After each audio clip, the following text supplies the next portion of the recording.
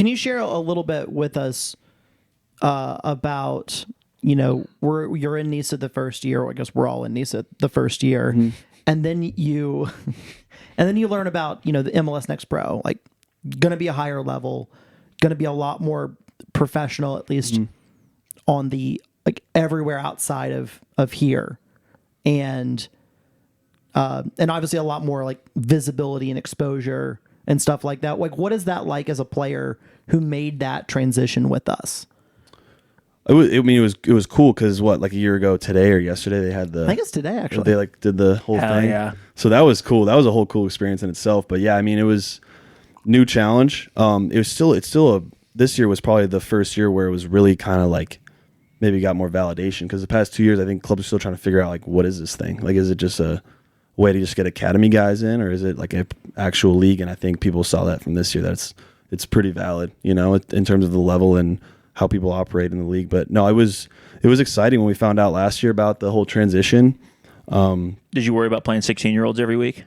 No, I didn't know if that was actually if that's how it works. But I mean, I have buddies that are goalkeepers. One of them is in Inter Miami, one's at F Cincinnati. And just from hearing from them and the whole situation, some of these other teams, it's weird because it's a development thing. So like if a team has a first team and then the second team is the MLS Next team, it's a development thing. So they're just grinding the whole week instead of preparing like a proper professional team where it's like Wednesday, okay, we go hard Thursday, taper down Friday is really relaxing before Saturday's game because you want to be at peak level. Where I think some of these guys, it's just like always high up there.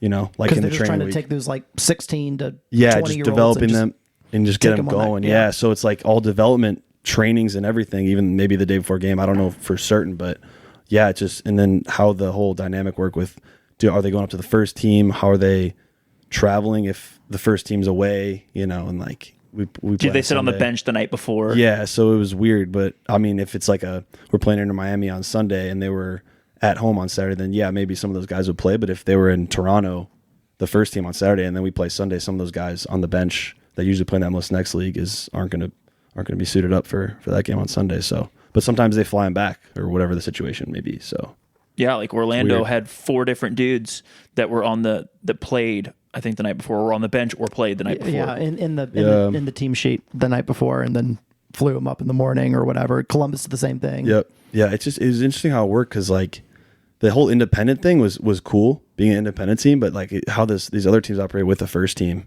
and then the whole rebranding thing, like a Huntsville is different but it's connected to Nashville. So it's like, what's going on here? Yeah.